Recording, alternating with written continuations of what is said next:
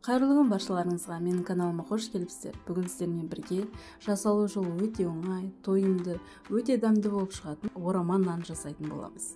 Менімен бірге жасап көріңіздер, соңына дейін қараңыздар. Ең алдымен қамырын елеп аламыз. Салқын суымыздың үстіне бір жұмыртқамызды, бір шай қасық тұзымызды салып араластырып аламыз. Үстіне кішкене сұйық майымызды құйып, ұнымыздың жарты бөлігін салып, қасықтың көмегімен араластырып аламыз.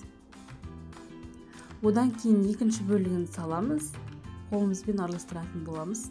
Бізде кішкене қатты қамыр шығады. Қамыр қатты болғанменен артық су құймайтын боламыз. Қолымыздың көмегімен елей берсек, бізде жұмсақ, әдемі қамыр шығатын болады.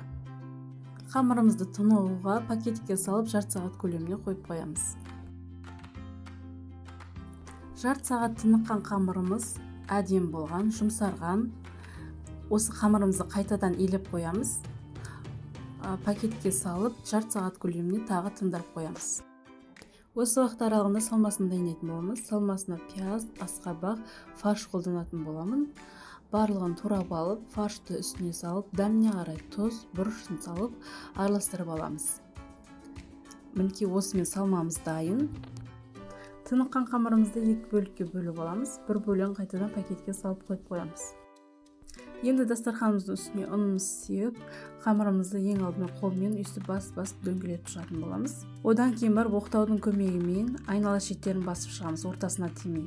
Осы кезде қамырымыз дөңгелек болып шығатын болады. Қамырымыздың айнала шеттерін бәрі бірдей тегістікте жайылу үшін, шеттері қалың болып қалмау үшін осылай жасаңыздар болады. Екі шетін ұн себелеу арқылы бір-бірінің үстіне қойып, ортасына қолымызды тигізбей, оқтаудың шетінен ұстап, жайып шығатын боламыз, айналдырып шығамыз. Осыны қайта-қайта істеп, айналдырып сағат тілмен істесек, қамырымыз тез жайылатын болады. Мінекей бізде осындай әдемі, дөп-дөңгелек, жұп-жұқа болып, қамырымыз жайылып тұр. Астындағы узорларына дейін көрініп тұр. Мінекей.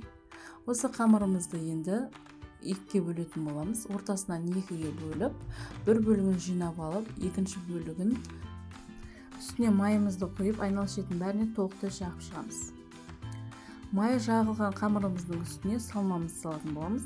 Салмамызды толықтай барлық жеріне тигізіп жайып шығамыз.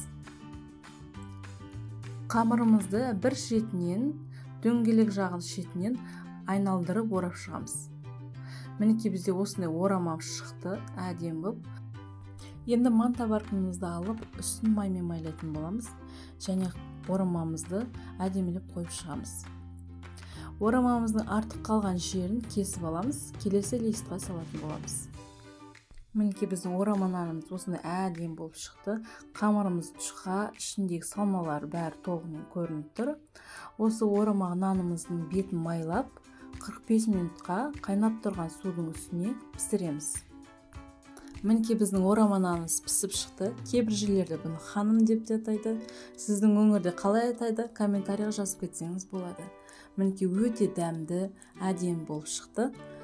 Мені соңына дейін көргендеріңізге көп рахмет. Каналыма жазылып кетіңіздер. Алдағы уақытта тағы да дәмді рецептермен бөлісетін боламын. Каналыма тіркеліп, лайк басып, комментарий қалдырып кетіңіз. Соңына дейін көргеніңізге рахмет.